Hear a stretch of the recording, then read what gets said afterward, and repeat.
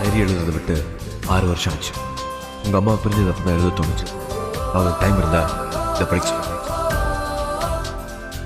பேச்செல்லாம் தானாட்டு போல என்னை உறங்க வைக்க நீ இல்லை. தினமும் ஒரு முத்தம் தந்து காலை காஃபி கொடுக்க நீ இல்லை. விழியில் விழும் தூசி தன்னை நாவல் எடுக்க நீ இங்கு இல்லை.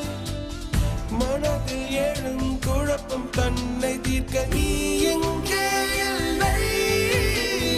நான் இங்கே நீயும் அங்கே இந்த தனிமையில் நிமிஷங்கள் வருஷமா